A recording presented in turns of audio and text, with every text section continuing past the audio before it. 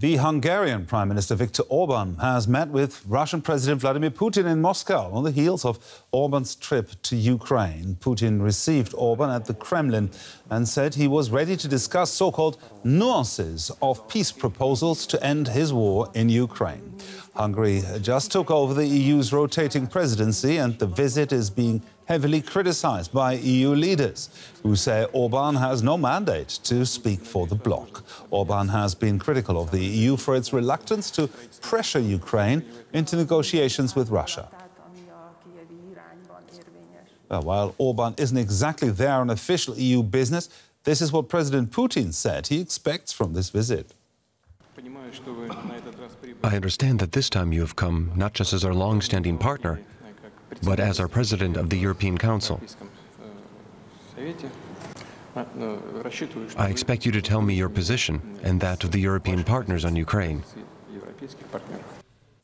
Well, President Putin and Prime Minister Orban have just addressed a joint press conference, and our correspondent Emily Sherman in Riga has been keeping a close eye on that. Emily, what did the two leaders say?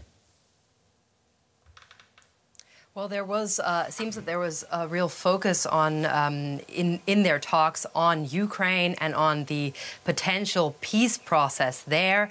Putin repeated his claim that Russia has always been and still is open for diplomatic negotiations to end fighting.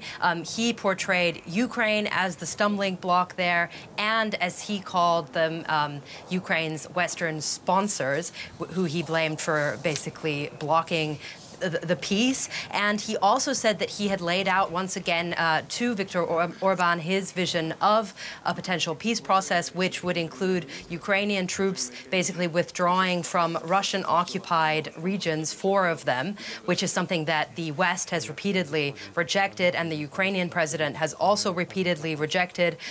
He also previously had said in his vision of peace that he wanted Ukraine to kind of take on a neutral stance, to say that they wouldn't join NATO. He said today that there could be some, well, he didn't say that there would be leeway, but he said that that's something that could be discussed in talks. So there seems to be kind of some leeway that he's giving there. But of course, this is rhetoric that we've heard from Putin before. And when it comes to Orban, he was firmly positioning himself as a potential intermediary for the Ukraine conflict. He said that there's hardly any leaders nowadays who are able to talk to both sides in the conflict, both Russia and Ukraine. And today, with his visit to Moscow, he was portraying himself as one of those very few leaders, as he said.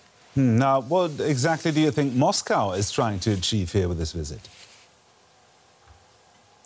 I mean, this visit is something that I think Vladimir Putin has been waiting a long time for. He made sure, as we heard in that soundbite, to portray Orban not only as the leader of Hungary, but also as an EU official. He pointed out that he has the rotating EU presidency. And, you know, he's been waiting for Western leaders to kind of come to him.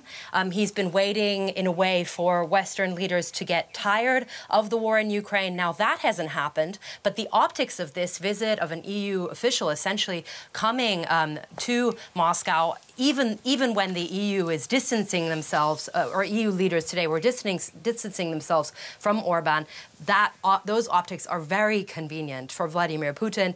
Also, symbolically, it's always very important for Vladimir Putin to portray himself as having friends and as not being as isolated as the West might think. And I think today that visit from Orban very much played into Putin's hands, both when it comes to both of those aspects.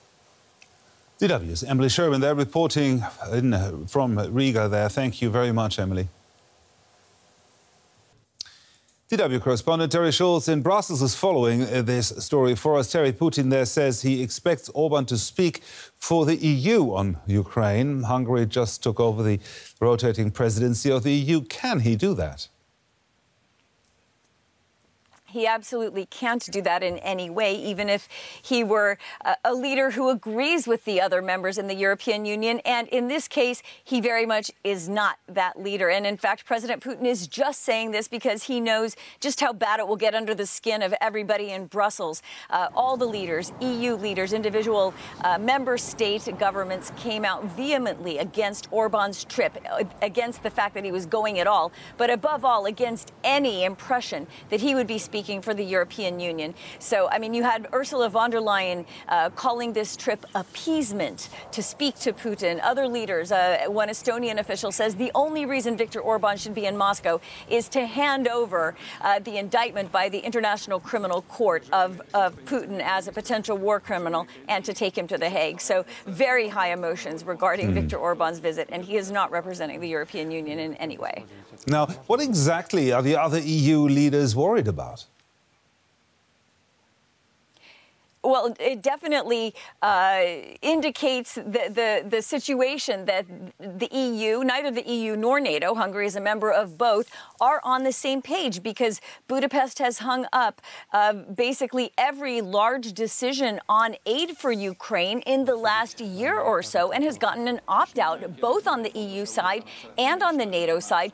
Those decisions will now be taken without Hungary. Now, that's being hailed as a solution by both organizations, because otherwise they would have to wait or perhaps not pass their aid packages for Ukraine. So this is a way they've seen to sort of continue doing business, continuing being able to get both military and financial assistance to Ukraine. But they're worried that Orban's sort of friendly attitude towards Putin may make it look like there's even less unity. Now, you attended a NATO press conference just a short while ago. What was said there about this visit? That's right. I got to ask Secretary General Stoltenberg about his position on Orban, and we learned that unlike on the EU side, Orban actually did notify NATO that he was going to make this trip. But as I understand it, there was not any way to discuss it. It was just a notification. And NATO Secretary General Jens Stoltenberg hailed the fact that, like the EU, NATO has been able to basically pass strong statements against Russia by letting Hungary opt out. But he also said, of course, that Orban is not representing NATO either. DW correspondent Terry Schultz there reporting from Brussels. Thank you, Terry.